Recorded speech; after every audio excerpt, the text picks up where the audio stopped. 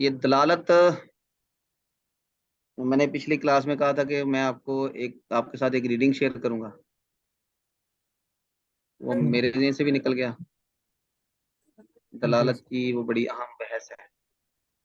ایک منٹ ذرا میں اس کو نا سرچ کر لوں، وہ ابھی ہم ڈسکس کرتے ہیں، بڑی معذرت۔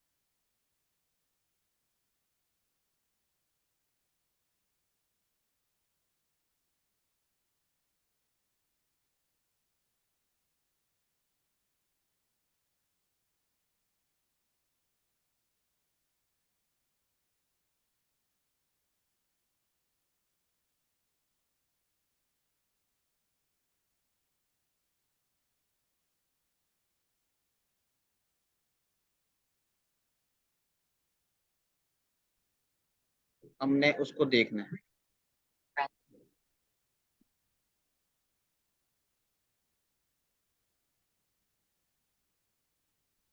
یہ ہے دلالت کی بحث، سبق چہارم۔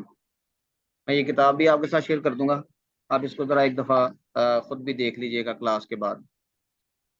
دلالت، سب سے پہلے دلالت کسے کہتے ہیں؟ دلہ یدل دلن، یہ مطلب ہوتا ہے رہنمائی کرنا، تو اسی سے دلالتن، یہ مصدر ہے دلہ یدل کا، اس کا مطلب ہے رہنمائی کرنا، یا کسی چیز کا ایسا ہو جانا کہ اس کے معلوم کرنے سے کوئی دوسری چیز بھی معلوم ہو جائے۔ یہ ہم نے وہاں پہ بھی دیکھا ہے۔ تو یہاں پہ دیکھیں یہ کیا کہہ رہے ہیں، دلالت کسی شے خود بخود، قدرتی طور سے، یا کسی کے مقرر کرنے سے ایسا ہونا کہ اس کے جاننے سے دوسری چیز نامعلوم کا علم ہو جائے۔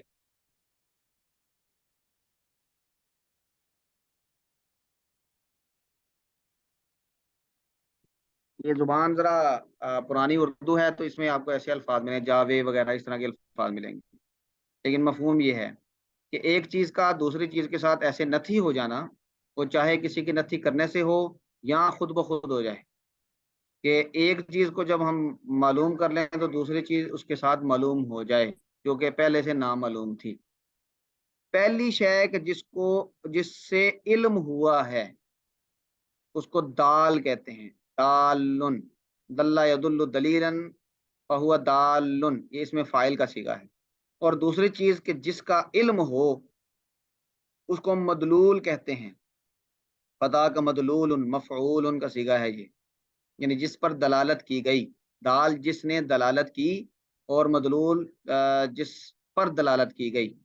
جیسے دھوئیں کو جب تم دیکھو تو اس سے آگ کا علم تم کو ضرور ہوگا، پس دھواں دال اور آگ مدلول ہے، کہ دھوئیں نے رہنمائی کی ہے، دلالت کی ہے آگ پر، اور دھوئیں کا اس طور پر ہونا کہ اس کے علم سے آگ کا علم ہوتا ہے، یہ دلالت ہے۔ یہ جو پروسیس ہو رہا ہے کہ دھواں دے کے آپ آگ کا اندازہ لگا رہے ہیں، آپ کو علم ہو رہا ہے آگ کا، تو یہ آپ کا علم ہو جانا اور دھوئیں کا ایسے آگ کے ساتھ نتھی ہو جانا، یہ دلالت ہے۔ تو یہ دلالت کا مفہوم ہو گیا۔ وضع کیا چیز ہے؟ وضع، اسی سے نکلا ہے ایک لفظ وضع، وضع یضع، وضعا فہو واضع، واضع کا مطلب مقرر کرنے والا، خاص کرنے والا۔ وضع یوضع وضعا فضا کا موضوع، موضوع کا مطلب جس کو مقرر کیا گیا ہے، جس پر وضع والا کام ہوا ہے۔ تو یہ وضع بھی ایک ٹرم جو ہم منطق میں اس کو سمجھتے ہیں، تو یہ کیا ہے؟ دیکھیں، ایک شے کا دوسری شے کے ساتھ خاص کر دینا یا دوسری شے کے لیے مقرر کر دینا، کہ پہلی شے کے علم سے دوسری شے کا علم ہو جائے، اس کو وضع کہتے ہیں۔ اب پہلی شے اور دوسری شے یہ دو چیزیں ہو گئی، اور ایک ان کو آپس میں مقرر کرنے والا ہو گیا، تین چیزیں ہو گئی۔ اب ان تینوں کا الگ الگ نام بتائیں گے۔ شے اول کو موضوع کہتے ہیں، موضوع یعنی جس کو مقرر کیا گیا ہے، جس کو خاص کیا گیا ہے۔ دوسری شے کو جس کا علم ہوا ہے یا جس کے لیے مقرر کیا ہے، اس کو موضوع لہو کہتے ہیں، کہ اس کے لیے مقرر کیا گیا ہے۔ جیسے مثال دیکھیں، جیسے لفظ چاقو، یہ چاقو ایک لفظ ہے، کو مجموعہ دستہ و پھل کے لیے مقرر کر دیا گیا۔ یعنی چاقو ہم کس چیز پہ بولتے ہیں؟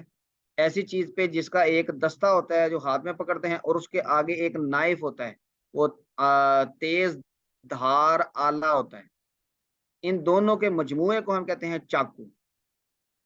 چاقو موضوع ہے، اور وہ دستہ اور پھل یا وہ تیز دھار آلہ وہ موضوع لہو ہے۔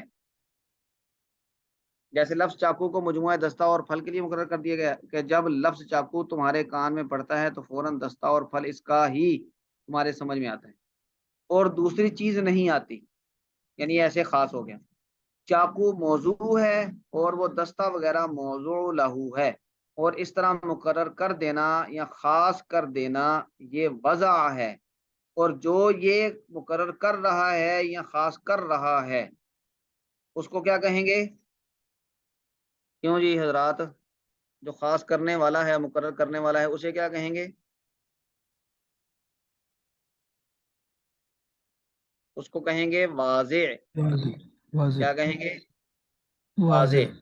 تو گویا کہ چار چیزیں ہو گئیں: واضح، موضوع، موضوع لہو، اور یہ پروسیس وضع، کہ جس کے ایک چیز کو دوسری چیز کے ساتھ خاص کیا جا رہا ہے۔ تو یہ دو ٹرمز ہو گئی۔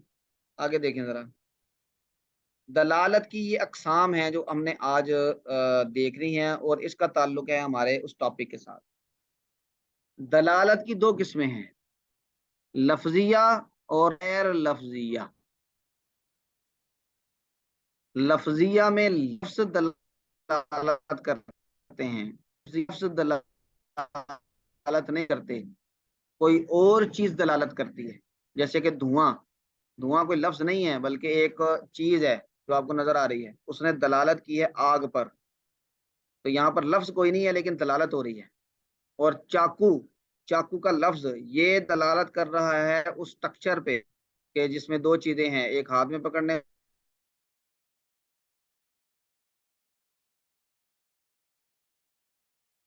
تو یہ دلالت لفظیہ ہوئی۔ دیکھیں دلالت لفظیہ کیا ہوگا؟ وہ دلالت ہے جس میں دال کوئی لفظ ہو، یعنی دلالت کرنے والی چیز لفظ ہو۔ جیسے زید کی دلالت اس کی ذات پر، ہمارے جتنے نام ہیں مثلا ثاقب صاحب، غلام مصطفیٰ صاحب، سلمان حبیب صاحب، یہ سب الفاظ ہیں اور یہ دلالت کرتے ہیں ہماری ذوات پر۔ یعنی ثاقب جب ہم نام پکاریں گے تو ہمارے ذہن میں ثاقب صاحب کی پوری شخصیت آئے گی، تو اس ثاقب لفظ نے دلالت کی ان کی ذات پہ۔ دلالت غیر لفظیہ وہ دلالت ہے کہ جس میں دال لفظ نہ ہو، جیسے دھوئیں کی دلالت آگ پر۔ تو یہ دو قسمیں ہو گئی دلالت کی، دلالت لفظیہ اور غیر لفظیہ۔ اچھا آگے دلالت لفظیہ کی تین قسمیں ہیں، وضعیہ، طبعیہ اور عقلیہ۔ وضعیہ کا مطلب ہوگا کہ کوئی لفظ مقرر کرنے سے کسی دوسرے لفظ پر دلالت کر رہا ہے، کسی دوسری چیز پر دلالت کر رہا ہے۔ دلالت لفظیہ وضعیہ وہ دلالت ہے کہ دال اس میں لفظ ہو اور دلالت وضع کی وجہ سے ہو، یعنی کسی نے مقرر کیا ہو۔ مثلا جب کوئی بچہ پیدا ہوتا ہے تو ہم اس کا نام رکھتے ہیں، ہم نے اس کا نام رکھا تو ہم نے اس نام کو اس کی ذات کے ساتھ نتھی کر دیا، گویا کہ اس نام کو وضع کر دیا اس ذات کے لیے کہ جو ابھی بچہ پیدا ہوا ہے اس کے لیے۔ تو یہاں پر ہم نے مثلا زید بول کر اس کی شخصیت جب مراد لیں گے تو یہ اس کے والدین کے اس کا نام زید رکھنے کی وجہ سے ہے۔ گویا کہ اس کے والدین نے اس ذات کے لیے یہ نام وضع کر دیا، خاص کر دیا، تو ہم اسے کہیں گے کہ یہ لفظ دلالت کر رہا ہے، لیکن یہ لفظ وضع کی وجہ سے دلالت کر رہا ہے، یہ لفظیہ وضعیہ دلالت ہے۔ تو وہ دلالت ہے دلالت لفظیہ وضعیہ کہ دال اس میں لفظ ہو اور دلالت وضع کی وجہ سے ہو، جیسے لفظ زید کی دلالت ذات زید پر، اگر لفظ زید ذات زید کے لیے موضوع نہ ہوتا تو دلالت بھی نہ ہوتی۔ اب جب میرا نام ہے مثلا رشید، اب مجھے کوئی عمران عمران کہتا رہے تو میں اس کی طرف توجہ بھی نہیں کروں گا، کیونکہ میرا نام تو رشید ہے۔ اب رشید میری ذات پر دلالت کر رہا ہے، عمران دلالت نہیں کر رہا، تو اگر یہ وضع نہ ہوتی، میرا نام رشید نہ رکھا جاتا، تو اس رشید کے لفظ سے میری ذات پر دلالت بھی نہ ہوتی۔ تو دلالت لفظیہ کی پہلی قسم ہوگی دلالت لفظیہ وضعیہ۔ اچھا، دوسری قسم ہوگی دلالت لفظیہ طبعیہ۔ طبعیہ کا مطلب ہوتا ہے کہ یہاں پر دلالت کسی کے وضع سے نہیں ہوتی بلکہ طبیعت کی وجہ سے ہوتی ہے۔ وہ دلالت ہے کہ دال اس میں لفظ ہو اور دلالت بوجہ طبیعت کے اقتضاء کے ہو، طبیعت چاہ رہی ہے، اس کے اقتضاء کی وجہ سے دلالت ہو رہی ہے۔ جیسے آہ آہ کی دلالت کسی رنج و صدمہ پر، مثلا اگر کہیں پہ لکھا ہو آہ آہ یہ لکھا ہو تو آپ سمجھیں گے کہ یہاں پر کوئی ایسی چیز بیان کی جائے گی کہ جس میں صدمے کا عنصر پایا جاتا ہے۔ تو آہ آہ کی دلالت کسی رنج و صدمہ پر کہ تمہاری طبیعت رنج و صدمہ کے وقت اس لفظ کے بولنے کو مقتضی ہے۔ یہ لفظ بولا ہی اس وقت جاتا ہے کہ جب آدمی کی طبیعت ایسی ہو کہ اس میں صدمہ ہو، تو گویا کہ یہ لفظ خاص ہو گیا صدمے کی کیفیت کو بتانے کے لیے، اور یہ لفظ دلالت کرے گا صدمے کی کیفیت پر جو کہ طبیعت کا اقتضاء ہے، تو اس کو ہم کہتے ہیں دلالت لفظیہ طبیعیہ۔ اچھا، تیسری ہے دلالت لفظیہ عقلیہ۔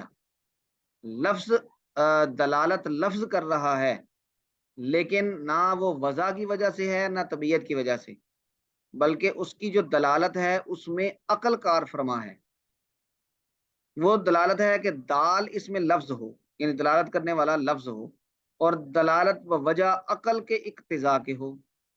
جیسے دیکھیں، جیسے دلالت لفظ دیز کی جو دیوار کے پیچھے سے سنا جائے بولنے والے کے وجود پر، مثلا آپ کسی جگہ پہ ہیں اور وہاں پہ درمیان میں دیوار حائل ہے اور آپ پوچھتے ہیں ہے کوئی، تو اب کوئی آدمی وہاں پہ مثلا کوئی ایسا لفظ بولتا ہے جس کا کوئی معنی نہیں ہے، مثلا وہ بولتا ہے دیز، دیز کا انہوں نے یہاں پہ ذکر کیا، اصل میں وہ زید ہے، تو وہ اپنا نام سے اتنا نہیں پکار رہا، وہ کہہ رہا ہے دیز۔ اب آپ کو یہ تو پتہ نہیں چلا کہ وہاں پہ کون ہے، لیکن یہ پتہ چل گیا ہے کہ وہاں کوئی ہے اور کوئی انسان ہے۔ اب یہ دیز کا لفظ یہ آپ کو بتا رہا ہے کہ بھئی وہاں پر کوئی ہے، تو آپ کی عقل کہہ رہی ہے کہ یہ آواز ایسے نہیں آ سکتی، وہاں پہ کوئی نہ کوئی تو ہوگا۔ تو یہ دلالت لفظ کے وضع کرنے کی وجہ سے بھی نہیں ہے، لفظ کی طبیعت کی وجہ سے بھی نہیں ہے، بلکہ یہ عقل کی وجہ سے ہے۔ عقل کہہ رہی ہے کہ آواز آ رہی ہے تو کوئی ہے، تو اس کو کہتے ہیں دلالت لفظیہ عقلیہ۔ تو یہ دلالت کی پہلے دو قسمیں ہو گئیں، لفظیہ اور غیر لفظیہ، پھر دلالت لفظیہ کی آگے تین قسمیں ہو گئیں، وضعیہ، طبعیہ اور عقلیہ۔ حضرات علماء کرام، اس حوالے سے کوئی بات ہو یہاں تک پوچھنے والی تو بتائیں۔ یہ ہمارا مضمون ذرا خشک سا ہے، لیکن کبھی کبھی خشک چیزیں بھی بڑا فائدہ دیتی ہیں، تو آپ جب اس کو ایک دفعہ پڑھیں گے تو آپ کو پتہ چلے گا۔ وہ ہمارے درس نظامی میں اساتذہ جب یہ پڑھاتے ہیں تو اس وقت ایک خوشطبی کے لیے ایک واقعہ بھی سناتے ہیں۔ میں نے کہا کہ نحو کی ایک کتاب ہے کافیہ، آپ یہ کہہ لیں کہ وہ نحو کی منطق ہے، اس میں چھوٹی چھوٹی عبارات ہیں اور پھر ان کی تشریحات کافی لمبی لمبی کی جاتی ہیں۔ کہتے ہیں ایک استاد نے اپنے شاگرد کو کافیہ پڑھایا، کتاب پڑھائی، اور پھر مکمل ہونے کے بعد اسے کہا کہ جاؤ بازار چکر لگا کے آؤ۔ وہ بازار چکر لگانے گیا تو استاد نے واپسی پہ پوچھا ہاں بھائی کیا پتہ چلا؟ جی استاد جی کچھ بھی نہیں۔ وہ کوئی سبزی خرید رہا تھا، کوئی دکان پہ بیٹھا تھا، کوئی آپس میں گفتگو کر رہا تھا، اور تو کچھ پتہ نہیں چلا۔ انہوں نے کہا کہ تم نے ابھی قافیہ ٹھیک نہیں پڑھا، دوبارہ پڑھو۔ اس نے پھر اس سے قافیہ پڑھایا پورا دوبارہ، اور جب مکمل ہوا تو اس کو بھیجا، جاؤ بازار چکر لگا کے آؤ۔ وہ پھر گیا، اور پھر جا کے تو واپس آ گیا کچھ عرصے، کچھ دیر کے بعد۔ تو استاد نے پوچھا ہاں کیا دیکھا؟ تو اس نے کہا کہ استاد وہی تھا سارا کچھ، چیزیں، لوگ آ جا رہے ہیں، لوگ باتیں کر رہے ہیں، اور تو اس نے کہا کہ تمہیں دوبارہ قافیہ پڑھنی چاہیے۔ انہوں نے تیسری مرتبہ قافیہ پڑھائی۔ تو جب تیسری دفعہ بازار میں بھیجا تو اس کو پوچھا واپسی پر، تو اس نے کہا کہ استاد وہاں پہ کوئی جملہ اسمیہ بول رہا تھا، کوئی جملہ فعلیہ بول رہا تھا، کوئی مرکب اضافی بول رہا تھا۔ تو وہ گویا کہ وہ ساری قافیہ وہ وہاں بازار پر اپلائی کر کے آیا، اور آگے اس نے وہ ساری رپورٹ دی۔ تو استاد نے کہا ہاں اب تو نے قافیہ صحیح پڑھی ہے۔ تو جب ہم منطق پڑھتے ہیں تو منطق میں بھی اس اساتذہ یہی کہتے ہیں کہ منطق کا مطلب ہوتا ہے بولنے کا فن۔ تو آپ نے اگر یہ سب چیزیں پڑھ کے بولنا نہیں سیکھا، استدلال کرنا نہیں سیکھا، آپ نے الفاظ کی دلالت کیسے ہوتی ہے اور کس گہرائی میں ہوتی ہے اور کون کون سی چیزیں اس میں کار فرما ہیں، کلام کو سمجھنے کا یہ پہلو اگر آپ نے نہیں سیکھا تو آپ نے پھر منطق نہیں پڑھی۔ تو جس طرح وہ قافیہ 3 دفعہ پڑھنی پڑتی ہے، یعنی اسے پڑھنی پڑی، تو ایسے ہی یہ منطق بھی، اور منطق اور بلاغہ یہ ایسا علم ہے کہ وہ بار بار پڑھنا پڑتا ہے۔ لیکن بہرحال یہ ہے بڑا مفید۔ اگر آپ نے اس کی افادیت دیکھنی ہے قومی لیول پہ، تو آپ مولانا فضل الرحمان صاحب کو دیکھ لیں، کہ جہاں پر کوئی عام پولیٹیشین ہے وہ یعنی نہیں کام چلا سکتا، تو وہاں پہ وہ آتے ہیں پھر، اور پھر اپنی گفتگو سے وہ میلہ لوٹتے ہیں۔ تو منطق ایک انٹرویو میں انہیں کہا بھی گیا تھا کہ یہ جو آپ نے منطق پڑھی ہوئی ہے نا، یہ آپ کو جو بولنے کا فن ہے وہ اتنا مضبوط آپ کا، تو یہ منطق اس کام کے لیے ہے، لیکن بہرحال ایک مفید علم ہے۔ اچھا جی، یہ ہم نے دلالت لفظیہ کی 3 قسمیں پڑھ لی۔ آگے ہیں دلالت غیر لفظیہ وضعیہ، اور اس کی بھی 3 قسمیں ہیں، وضعیہ، طبعیہ اور عقلیہ۔ تو غیر لفظیہ کا مطلب ہے یہاں پر دال لفظ نہیں ہے۔ اوپر آپ نے تینوں میں پڑھا کہ دال لفظ ہوگا، دلالت غیر لفظیہ میں دال لفظ نہیں ہے۔ تو اگر وضع کی وجہ سے دلالت کر رہا ہے وہ چیز جو لفظ نہیں ہے، وہ وضع کی وجہ سے دلالت کر رہا ہے، تو یہ دلالت غیر لفظیہ وضعیہ ہے۔ اور اگر وہ طبیعت کی وجہ سے دلالت کر رہا ہے تو وہ دلالت غیر لفظیہ وضعیہ ہے۔ اور اگر وہاں پر دلالت عقل کی وجہ سے ہو رہی ہے تو وہ دلالت غیر لفظیہ عقلیہ ہے۔ تو ذرا دیکھیں اسے، دلالت غیر لفظیہ وضعیہ وہ دلالت ہے کہ دال اس میں لفظ نہ ہو اور دلالت بوجہ وضع کے ہو، جیسے لکھے ہوئے حروف کی دلالت حروف پر، مثلا زید، یہ نقوش لفظ زید پر دلالت کرتے ہیں، یعنی زا، یا اور دال۔ اس کو جب ہم اس شکل میں لکھتے ہیں تو اس کو ہم پڑھتے ہیں زید۔ اب یہ لفظ زید پر ان کی دلالت یہ غیر لفظیہ اور وضعیہ ہے۔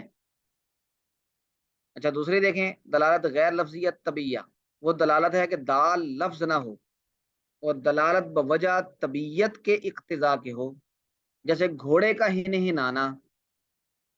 اب گھوڑا اگر جب بولتا ہے یا اونٹ جب بلبلاتا ہے تو آپ دیکھیں کہ وہ آواز نکالتا ہے، وہ لفظ نہیں ہوتا، آواز ہوتی ہے ایک۔ اس آواز کی دلالت اس بات پر کہ یہ بھوکا ہے یا اس کو کوئی مسئلہ ہے، تو وہ بھوک اس کی جو آواز بن کے باہر آ رہی ہے وہ اس کی طبیعت کا اقتضاء ہے۔ تو یہاں پر دال لفظ نہیں ہے اور دلالت بھی طبیعت کے اقتضاء کی وجہ سے ہو رہی ہے۔ اچھا دلالت غیر لفظیہ عقلیہ کسے کہیں گے؟ دال اس میں لفظ نہ ہو اور دلالت بوجہ عقل کے ہو۔ یہ جو ہم نے پہلے بتائی تھی کہ دھوئیں کی دلالت آگ پر، دھواں کوئی لفظ نہیں ہے لیکن اس سے ہماری عقل نتیجہ اخذ کرتی ہے کہ دھواں ہے تو آگ بھی ہوگی۔ تو دھوئیں کی دلالت آگ پر، یہ دلالت غیر لفظیہ عقلیہ ہے۔ اب یہ اس کی کل 6 قسمیں دلالت کی ہوئی، اس کو خوب یاد کر لیں۔ اب آگے انہوں نے کچھ مثالیں دی ہیں، تو یہ ذرا دیکھیں سوالات کا دوسرا حصہ۔ امثلہ ذیل میں غور کر کے بتاؤ کہ کون سی دلالت ہے، 6 آپ نے پڑھی ہیں، ان میں سے دلالت کون سی ہے، اور یہ بھی بتاؤ کہ دال کون ہے اور مدلول کیا ہے۔ اچھا یہ دیکھیں، سر کا ہلان یہ دلالت کرتا ہے ہاں یا نہیں پر، تو یہاں پر مدلول کیا ہے، دال کیا ہے، دال بتائیں کیوں جی؟ دال نہیں ہے اس میں، یہ غیر نہیں ہے۔ لفظیہ، ہاں جی غیر لفظیہ۔ نہیں دال تو ہوگا نا، دال کا مطلب ہوتا ہے دلالت کرنے والا، وہ کون سا ہے؟ سر کا ہلانا یہ دلالت کرنے والا ہے، جی اور مدلول جس پر دلالت ہو رہی ہے، تو اس میں دال کون سا ہے دونوں میں؟ غیر سر کا ہلانا دال ہے، سر کا اور ہلانا دال ہے، اور ہاں ہاں جو یا جس سے معنی ہاں مفہوم یا میں نہ وہ مدلول، مدلول جی۔ مدلول ہے۔ بالکل ٹھیک ہے، اگر یہ ایسے اوپر نیچے سر ہلا رہا ہے تو آپ کو سمجھ آ رہا ہے ہاں، اس کا مطلب ہے کہ یہ سر ہلانا یہ دال ہوا، اور آپ کو جو سمجھ میں آ رہا ہے وہ مدلول ہے، اور اگر وہ دائیں بائیں سر ہلا رہا ہے تو یہ نہیں۔ اچھا یہاں پر دلالت لفظیہ ہے کہ غیر لفظیہ؟ غیر لفظی ہے۔ غیر لفظی ہے۔ غیر لفظیہ ہے، اور غیر لفظیہ میں سے کون سی ہے، وضعیہ، طبعیہ یا عقلیہ؟ ویسے تو عقلی ہے۔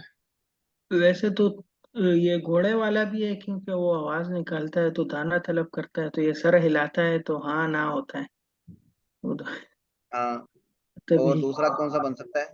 عقلیہ بن سکتا ہے دوسرا۔ عقلیہ۔ عقلیہ بھی بن سکتا ہے۔ طبعیہ۔ ٹھیک ہے، جی جی ٹھیک ہے، آگے دیکھیں، سرخ جھنڈی اور ریل کا ٹھہرانا، اس میں دال کیا ہے، دال سرخ جھنڈا۔ جھنڈی جی۔ جھنڈی، ایسے کر کے جب آپ سرخ جھنڈی کریں گے تو اس کا مطلب ہوگا کہ وہ ٹرین رکے گی، تو ریل کا ٹھہرانا یہ ہے مدلول۔ اچھا یہاں پر دلالت لفظیہ ہے کہ عقلیہ ہے؟ عقلیہ۔ عقلیہ۔ نہ لفظیہ کے غیر لفظیہ، پہلے یہ غیر بتائیں لفظی۔ لفظیہ کے غیر غیر لفظی، غیر غیر لفظی۔ غیر لفظی۔ لفظیہ، تو غیر لفظیہ میں کیا ہے، عقلیہ، طبیعہ کے وضعیہ؟ وضعیہ ہو سکتی ہے ویسے تو، ہاں عقلیہ جی بھی وضعیہ ہے، دونوں۔ بس یہ نہیں وضعیہ ہے کہ آپ نے جی لال جھنڈی کو خطرے کا نشان بتایا اور آپ نے یہ مقرر کیا ہے، یہ وضعیہ ہے۔ جی جی ٹھیک ہے جی، آگے دیکھیں، جی۔ تار کے کھٹکنے کی آواز، تار کا مضمون۔ اب یہ میں نے بتایا کہ یہ پرانی کتاب لکھی ہوئی ہے تو اس وقت تار ہوتے تھے، آپ آج کہہ لیں کہ بیل جو رنگ ٹون ہے موبائل کی وہ، اور آگے تار کا مضمون، میسج۔ ہاں۔ اس میسج۔ وقت جی جی میسج، تو جب آپ کو یعنی ٹون آپ کو آتی ہے تو آپ کو پتہ چلتا ہے کہ اب میسج آیا ہے، جب ذرا لمبی ٹون آتی ہے تو آپ کہتے ہیں کہ کال آئی ہے، اور پھر واٹس ایپ کا اور دیگر جو سم کا میسج ہے اس کا الگ الگ ہوتا ہے، ٹون ہوتی ہے۔ تو پہلے تار والی مشین ہوتی تھی، یعنی اگر کوئی میسج آتا تھا تو وہ کھٹ کھٹ کھٹ کھٹ کھٹ چلتی تھی، تار کا یہ کھٹکنا یہ دال ہے، اور تار کا مضمون یہ مدلول ہے۔ مدلول ہے۔ اب آپ یہ بتائیں کہ یہ دلالت کون سی ہے، لفظیہ کہ غیر لفظیہ؟ یہ غیر لفظی غیر ہے۔ لفظی۔ غیر لفظیہ ہے، اور یہ کون سی ہے، وضعیہ، طبیعیہ یا عقلیہ؟ کبھی یہی استاد جی لگتا ہے کہ طبیعیہ میں تو جاندار انوالو ہوتا ہے، کیونکہ طبیعت تو اس کی ہوتی ہے نا، جی جی ہاں تو یہ کون سی ہوگی، وضعیہ کہ عقلیہ؟ وضیع ہوگی استاد جی، اس کی آواز سے ہی پھر میرا خیال ہے وہ لکھتے ہیں، یا عقلی۔ ٹھیک ہے، عقلیہ بھی ہو سکتی ہے، عقلیہ ہی لگتی ہے، کیونکہ وضعیہ میں تو یہ آواز آپ نے تو مقرر نہیں کی، یہ تو تجربے کے ساتھ آپ کی عقل نے کہا کہ جب یہ آواز آئے گی تو پھر یہ ہوگا، تو یہ عقلیہ زیادہ ٹھیک ہے واضح ہے اس میں۔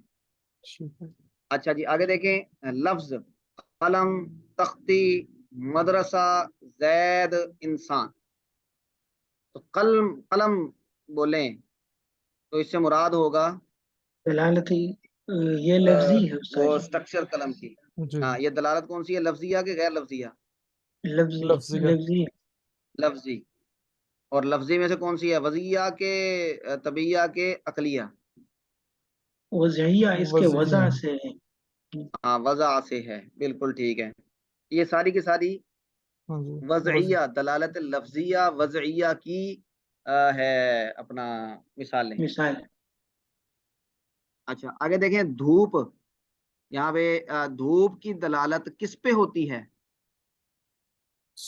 سورج سورج پہ، سورج پہ ہوتی ہے، سورج پہ ہوتی ہے، دن پہ ہوتی ہے۔ سورج پہ ہوتی ہے۔ جی جی جی، دھوپ آئی ہے تو اس کا مطلب ہے دن موجود ہے۔ جی اور اسی طرح دھوپ کی دلالت جب سورج کی حرکت پہ بھی ہوتی ہے، وہ دھوپ آگے بڑھتی جاتی ہے تو ہم سمجھ رہے ہیں کہ بھئی وقت گزر رہا ہے، تو یہ دلالت لفظیہ ہے کہ غیر لفظیہ؟ یہ غیر لفظی ہے استاد جی۔ غیر لفظی ہے۔ اور کون سی ہے، وضعیہ، طبعیہ کہ عقلیہ؟ عقلیہ ہے عقلیہ استاد جی، یہ دھوئیں والی ہاں جی مثال جی کی طرح ہی ہے۔ جی جی جی، دھوئیں والی مثال کی طرح۔ اچھا یہ آگے ہے آہ، اوہ، اوہ، یہ الفاظ ہیں الگ الگ، ہاں جی تو یہ کون سی ہے، دلالت لفظیہ کہ غیر لفظیہ؟ لفظیہ لفظیہ۔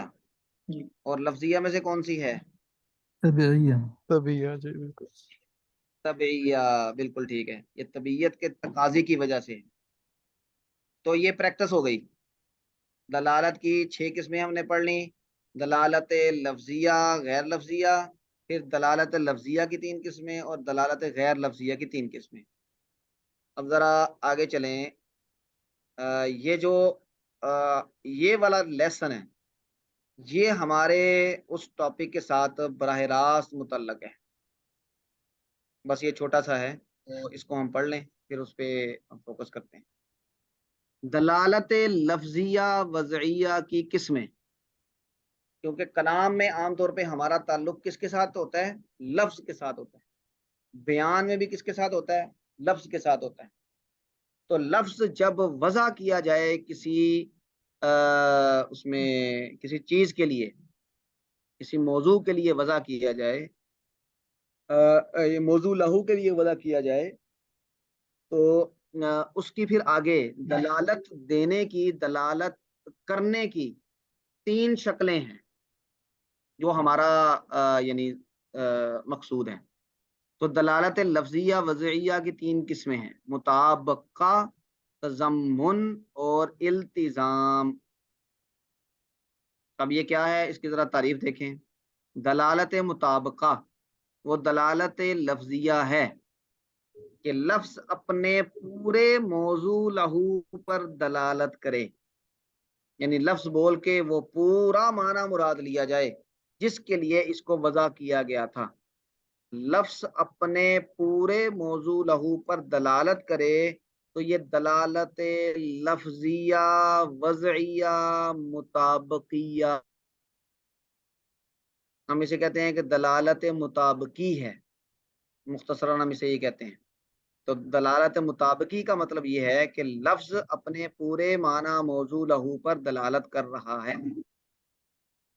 اچھا جیسے انسان کی دلالت مجموعہ حیوان ناطق پر، یعنی انسان کسے کہتے ہیں، حیوان کو، اگر ہم اس سے انسان بول کر صرف حیوان مراد لیں تو یہ دلالت مطابقی نہیں ہے، بلکہ حیوان میں وہ کلیرٹی نہیں ہے، کیونکہ حیوانوں میں شیر بھی آتا ہے، چیتا بھی آتا ہے، کیڑے مکوڑے بھی آتے ہیں، سارا کچھ آتا ہے، لیکن ایسا حیوان جو ناطق ہے، یہ ناطق کے لفظ نے یہاں پر دلالت کو مطابقی کر دیا، مکمل کر دیا۔ اب اس کا مطلب ہے کہ انسان بول کے اگر ہم پورا حیوان ناطق مراد لیں گے تو یہ دلالت مطابقی ہوگی. اچھا، دلالت تضمن کیا ہوگی؟ لفظ اپنے موضوع لہو کے جز پر دلالت کرے، جیسے انسان کی دلالت حیوان پر یا ناطق پر. تو یہ اگر صرف حیوان انسان بول کے حیوان مراد لیا گیا ہے تو یہ دلالت تضمنی ہے، اور اگر ناطق مراد لیا گیا ہے تو یہ دلالت تضمنی ہے، حیوان مراد نہیں لیا گیا. دلالت التزام کسے کہتے ہیں؟ کہ لفظ اپنے موضوع لہو کے لازم پر دلالت کرے. لازم پر یعنی وہ اس کی ذات کا حصہ نہیں ہے، ذات سے باہر کی کوئی صفت ہے. جیسے انسان کی دلالت قابلیت علم پر. مثلا جب انسان بولیں گے تو مثلا ہم کہتے ہیں کہ اگر کوئی بچہ نہ پڑھ رہا ہو تو وہ کہتے ہیں اے نہیں پڑھ سکتا، یہ نہیں پڑھ سکتا. تو ہم کہتے ہیں کیوں نہیں پڑھ سکتا؟ انسان ہے یار، پڑھ سکتا ہے. اب یہ انسان بول کے ہم نے اس کا حیوان ہونا مراد نہیں لیا، نہ ہی اس کا بولنے کی ناطق ہونا مراد لیا، بلکہ اس کی صلاحیت علم مراد لی کہ پڑھ سکتا ہے، انسان ہے، یعنی اس کے اندر یہ قابلیت ہے. اور یہ قابلیت اس کے جو بنیاد ہے، یعنی اس کا جو معنی ہے حیوان ناطق، اس سے باہر کی ایک چیز ہے. یعنی یہ اس کے ساتھ ایک لازمی خاصہ ہے، اس کی لازمی ابیلٹی ہے، اس کی ایک نیسیسری چیز ہے جو اس کے ساتھ لگی ہوئی ہے. اگر کوئی آدمی پڑھنے کی صلاحیت نہیں رکھتا، علم حاصل کرنے کی صلاحیت نہیں رکھتا، تو کیا ہم اس کو انسان نہیں کہتے؟ انسان کہتے ہیں. اس کا مطلب ہے کہ یہ صلاحیت اس کی ذات کا